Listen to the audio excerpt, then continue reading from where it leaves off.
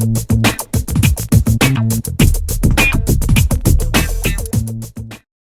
guys, Tracy here with a layout about our recent trip to Cherryberry. Our city just got a Cherryberry, and so we were really excited to go check it out, and we had a really great time and ate a lot of frozen yogurt and treats. I'm looking through the Lost in My Mind kit, which has lots and lots of Amy Tangerine, bright colorful colors and some blacks. I thought for a second there about using that background paper from the It's My Life kit, but I decided against it right away. It became clear that I wanted this to be kind of like a black and white and bright colors layout. So I'm going to try to use this Amy Tangerine set of stickers, or they're thickers, so they're like a thick foam. And I'm planning, at this point I was hoping to make my title using those words, but that's not going to work out on this layout. So when I'm done, I'm going to do a super quick layout that's going to use those words for the title. So, but that's a different video, so keep an eye out for that. I'm just going to trim off the manufacturer's strip here. And that strip is going to play a key part in my next layout, but again, that's the next one. I'm just trimming up my paper using my Creative Memories little tiny paper trimmer, which I love, that my friend Tanya gave me. And so I was going to title this "We Seriously Love This," or "We Love This," or "This Happened," or something like that, using those words, but it seemed like those words were going to overwhelm this picture. And so I kind of went in a different direction, and plus I really wanted to do some layering. I've been out of my scrap room for a while, and so I love layering, and I just couldn't do a layout that didn't have so many layers. So I just used my that's my paper distressor that you just saw me using. I haven't used that in a while. I think I'm going to show it to you in a minute in case you haven't seen it before. I know a lot of seasoned scrappers have them, but some beginners or people who don't have many tools might not know what it is. So it's a Tim Holtz, it's made by Ranger, and it's got a bunch of blades in it that you run the paper across to get a distressed edge. So what I'm doing here is I sort of matted the paper, the photo in that black and white paper from Glitz Designs, and then I took the star paper, which is from Bella Boulevard, and I made kind of like a horizontal line with it, and then I wanted a layer of vellum, so that's just vellum from my stash. All these other things are from the kit, are from the Lost in My Mind kit. And so I just added a layer of vellum there just to add a little bit of interest. And then it looked like it was going to get lost on the black and white paper because the back layer was black and white. So I just took a piece of cardstock and I'm going to add some texture to it. At first I thought I might use those stars, but then I thought I want something that's going to, like the stars you would only see here and there, and I wanted a more dense pattern that I could see the embossing no matter what tiny part of the paper you were looking at, because it's going to be under a bunch of other papers. So I haven't used my Big Shot in a long time, so that was me dusting it off. So this is the pattern. I don't know what this embossing folder is called. It's very old. It's by Cuttlebug. I don't know if they still make it. And it's been so long since I've used my Big Shot that I actually had to read the instructions for which one you use for an embossing folder. But there you go. So that's all embossed now, and I really love the look. I think it's really pretty, and it adds some dimension and some interest using just a piece of cardstock. So I'm kind of challenging myself over the next couple of months to use more punches and more embossing folders and some of the tools that I have that I bought way back when I first started scrapbooking. So I'm trying to kind of get back to the tools that I have.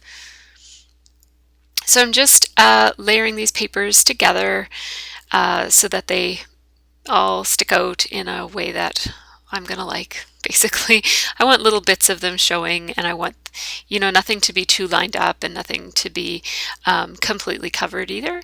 So I'm using some of the pop dots that came in the kit as the little extra thing that you get for getting 2 kits in a row, and these are the thinner kind of pop dots. They're the same thickness as the Stampin' Up! Ones that I usually use, but I ran out of those. I think I have more boxes of them somewhere, but notice I said boxes. I know I have like a whole pack of boxes. But I just don't know where they're at. So I'm really liking how those layers look. I especially love that black and white. I don't know what kind of flower that is, if that's called a dahlia or a chrysanthemum. I don't know what that flower is called. The black and white paper that's sticking out right now, but I love that paper. I'm using my tiny attacher to attach the wood veneer speech bubble, and I'm just going to put 3 staples. I'm pretty sure I'm going to show it to you. There you go. So I just put 3 staples in a row so that it would stay put. And now I'm just demonstrating that there are 2 thicknesses of pop dots. So I'm using the thicker thickness of them right there just to hold up the speech bubble, because it's layered on top of a whole bunch of layered papers, and so I don't want it to get flattened. I'm going to grab another flower off of this patterned paper. So this time I'm going to cut a fairly big one, and one that includes pink, because this layout is very black and white and pink. There are a couple of other colors on it, but those are the main colors.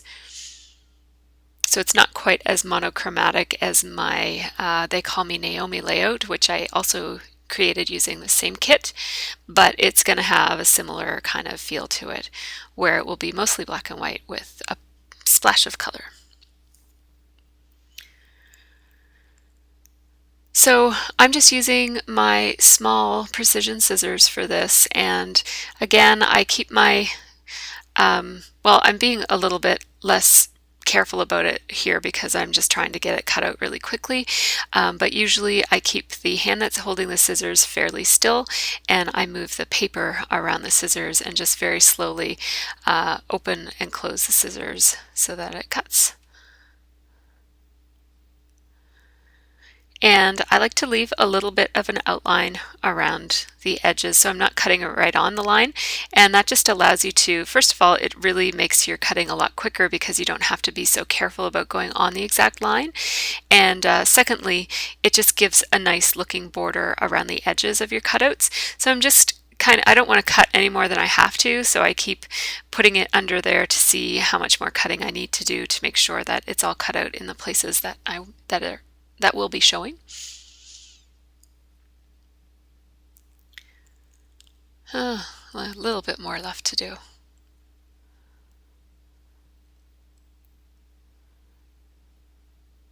So there we go. I love how that looks. I love, love, love how that looks. I want to buy more of that paper just so I can cut out the flowers and use them in a variety of different things.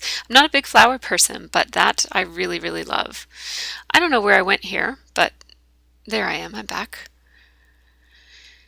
And I guess I'm going to cut out those, I think I'm going to cut out those leaves just in case, because I wasn't sure exactly where I would place it, and I thought I'm just going to cut them now rather than have to cut them out later. So this is the general flavor, I guess, of this layout is right here, what you see, and now I just have to figure out a title. Before I do that though, I had this thread on my table from another project, and I decided to use it for a little bit of extra dimension, and because it is black, it adds a nice touch to this layout. So I'm going to create 3 little balls, I guess, of, for lack of a better word, of thread that I'm going to put in 3 different places, 2 on the layout and 1 up in the top corner. I used my pinky finger for the one in the top corner so that it would be a smaller bunch and with smaller circles. So I am going to have a little secondary cluster up in the top right hand corner, and that's where that third thing of thread is going to go. And the thread that I used, you might notice that it is more round and stiff than regular thread. It's upholstery thread, and that is what I prefer to use on scrapbooking layouts because it does hold its shape a little bit and keeps a curl, and the other thread just kind of winds all over the place. So I'm just layering a couple of embellishments here, mostly stickers from the Amy Tangerine, the flat stickers and the puffy stickers. And I also have that pink label is from Ormolu, and all of these things came in the kit. I'll let you know, except for the vellum. The vellum is the only thing that came from my stash so far. There's one more thing that will come from my stash in a minute. So this adventure sticker, I never thought I'd ever get to use it because it's a big word, like a big phrase, and so I was so pleased. Like when I saw the sticker sheet, I thought that was one of the ones I'll never use, but I was really pleased that I could find a place to put it here, and it just kind of wraps around the corner of the photo really nicely, and you can still see that it says an everyday adventure. Actually, I think it says an everyday kind of adventure. So I just used glossy accents and squirted a little bit under the photo in the two places where the thread bundles are so that they will stay in place and not fall out. Then I just used my ATG to attach the cutout flower to the back of the layers so it will sit. And I'm just showing you the embroidery, what is it called? The upholstery thread that I use. It's a really old thing of thread. I've had it around forever, like years, maybe 15, 20 years or so. And it's almost gone, so I'll probably finish it up soon and have to buy some more finally. So now I'm thinking about what kind of title I'm going to have. And I keep going back to these stickers because I want to use them so much today. So I will use them on the next layout, but not on this layout. So I thought about using those yellow Jilly Bean Soup letter stickers they're not letter stickers, but they're just letters. And I love them so, so much, but I just couldn't do a yellow. I just didn't want the title to be yellow. So what I did was I went back to the Feel Again kit from last month, and there were some pink stickers, pink letter stickers included in that kit, and I had enough left in the right letters to write out the word cherry and berry. And then I took those black thickers from the thicker package that I want to use so much, and I'm just going to use the hearts to decorate around the cluster. And I did some of that off screen because I completely forgot to turn on my camera after I went and did something, so sorry about that. And I don't want this to just be cherry berry. I want to have like a phrase of some sort. So the only phrase I could think of was a yummy good time at Cherryberry, which is a little bit of a dorky title, I guess. But I just wanted it to be something a little bit more. So a yummy good time. That's what it is. And I'm just using the Amy Tangerine tile letter stickers that came on the sticker sheet, which I really love that color blue, and I love that the letters are in black because it really kind of brings out the little black elements that I have in other places on this layout. So yes, what you didn't see me do there when the camera was off was put the So Much Fun suite and the camera and that pink Ormaloo label. I put all those in place while the camera was off, so sorry about that. And now I'm just going to put some ATG on the back of all those layers and commit to where it's going to go. And I wanted it to be so that it was kind of ending on the edge of a stripe, like not on a stripe, not on the edge, but on a stripe. And I also wanted that pink label to be in between two of the stripes, the pink Ormaloo label that kind of sticks out on the right hand side. So now I just have my spraying box out. This is a cake box from many years ago from my daughter's birthday. The cake box didn't get any frosting on it at all at this big birthday party. So I brought it home to use for splatters, and I've been splattering in it ever since, and it's really stood the test of time. So I am using Heidi Swapp Mint, I think it might be called Mint Julep, or maybe it's just called Mint. And then I'm using Heidi Swapp Primrose. These are both Heidi Swapp color mists. And then the gray that I used was Mr. Huey's in Silver. So it has a bit of a sparkle to the gray. And of course the Heidi Swapp mists also have sparkle, so they go quite nice together. You don't have to match your sparkle, but I wanted to. So I'm just using my heat tool to dry those up so that I can put my layers on and not have to worry about them getting smudged on anything. So there's my background paper. And now I already had adhesive on it from before because I forgot to do my misting, so I just had to press on it to get it to stick. Gonna get rid of some of the other distracting elements that are on my workspace so that I can figure out what I'm going to do with my title. So that ampersand, I don't know if you saw me take out the ampersand. It is from, I believe it's from Studio Calico, and it's just from my stash. So the two things from my stash in this layout are the ampersand in wood veneer and the piece of vellum. So I'm taking another ormolu label here. I'm going to regret sticking down that thicker, but I'll work with it.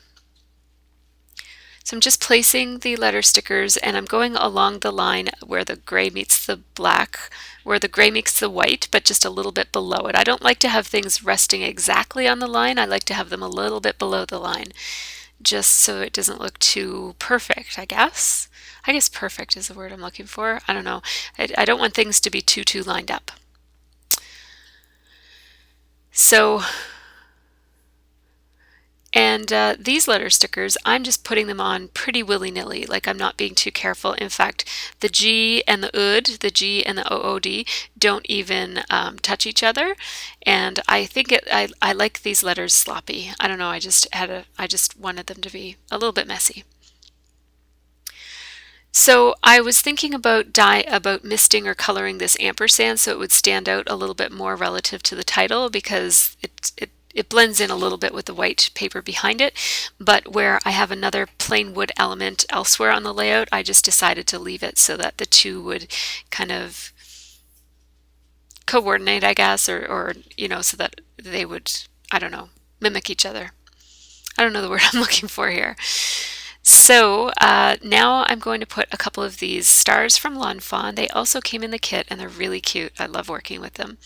And I'm putting 3 of them in that bottom kind of right hand corner and 1 up here, but oops, wrong place. I'm going to put it up here instead. Now I'm using my roller date stamp, and I'm just going to have to tear off that thicker. Luckily the thickers of course don't stick very well, so you can always pull them off.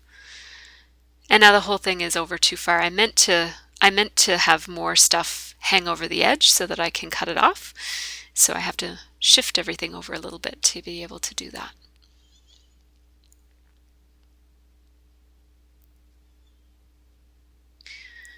So I'm just stapling the ice cream cone on because it has a staple underneath of it, and I was worried that it was going to fall off, so I just stapled it so it would stay put.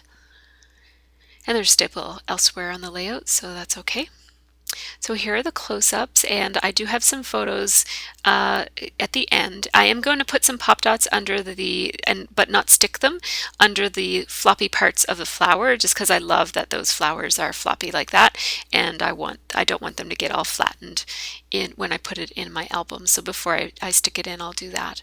So thanks so much for watching, everybody, and I do have another layout coming right up. I'm hoping to get to it right away, so keep an eye out for it. Thanks for watching. Bye-bye.